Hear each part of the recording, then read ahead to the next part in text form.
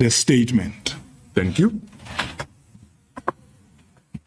Thank you very much, Zuko.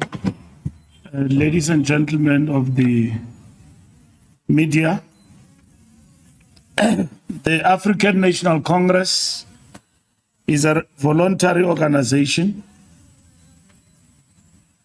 whose membership, once taken up by an individual, comes with strict organizational discipline.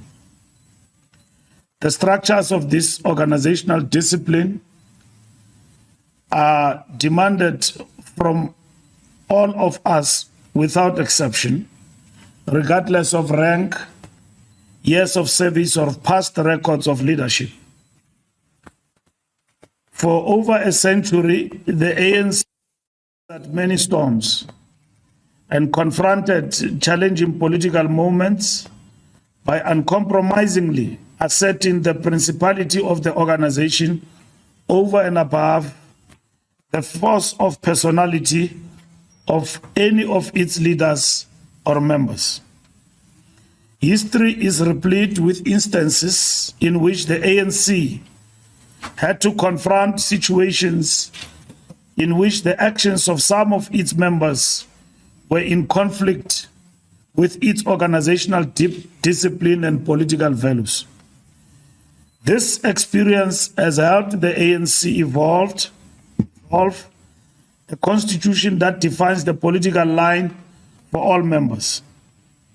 The constitution maps out progressive parameters within which all members must act and a clear framework of political recourse for when members act in conflict with the strategic political line and organizational discipline. The effectiveness of the ANC as a political organization has always depended on its capacity to function coherently and cohesively, with all members pulling together on the basis of a common mission, a binding code of conduct, and a commitment to positively reinforcing the political work of the organization. The historic mission of building a liberation movement with the capacity to map out the vision for a national democratic society and prosecute the political struggle of bringing it about has rested and still rests on the ability to enforce a clear strategic and organizational line that must be upheld by all members. The African National Congress hereby communicates, in terms of its constitution, the verdicts of the National Disciplinary Committee proceedings in respect of the cases against Comrade Mandla Msibi and former President Jacob Zuma.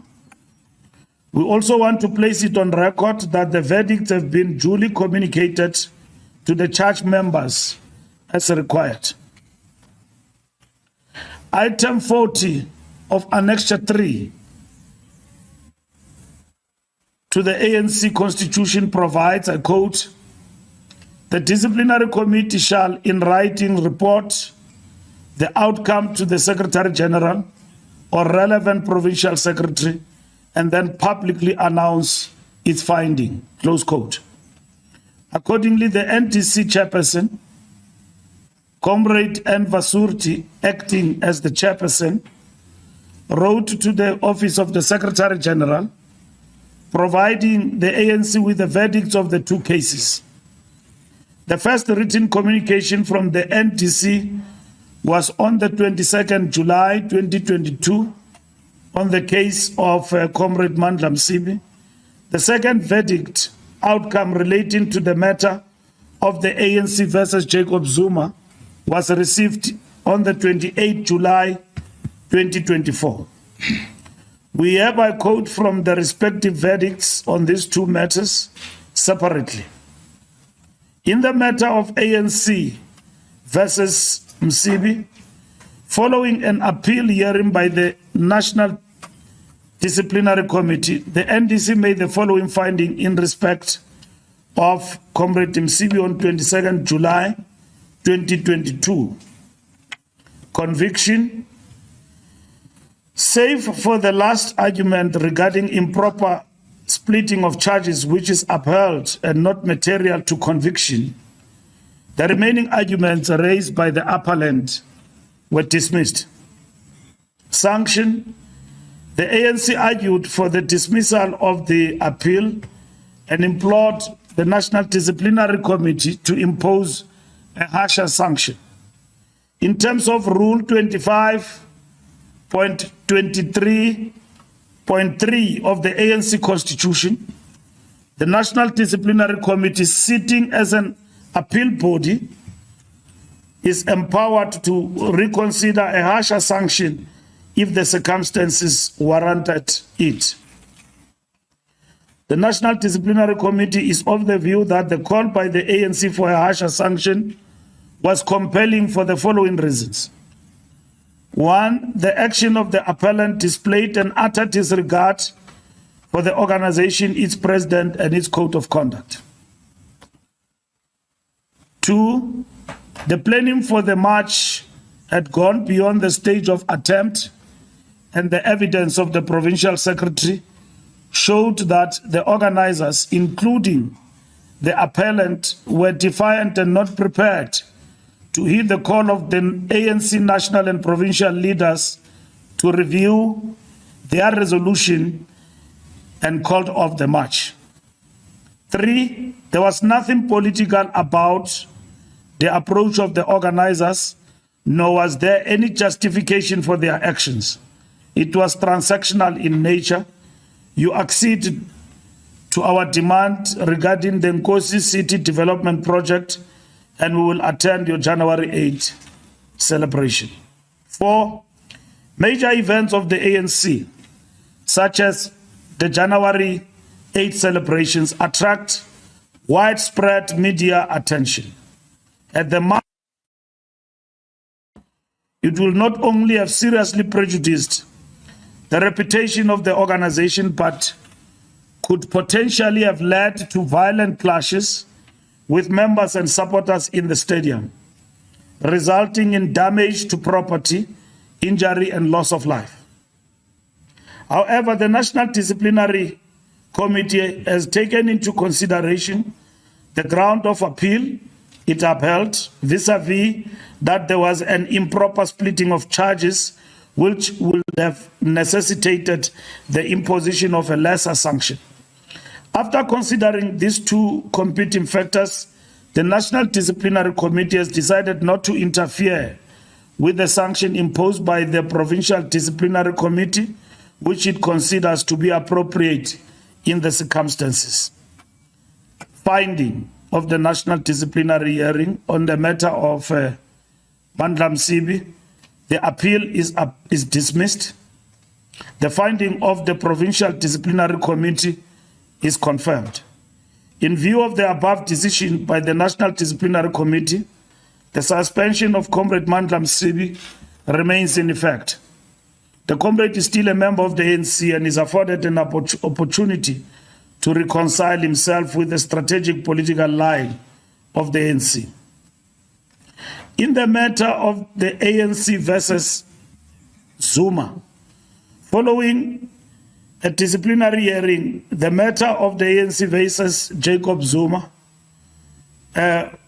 was heard on the 23rd July 2024 on a virtual platform.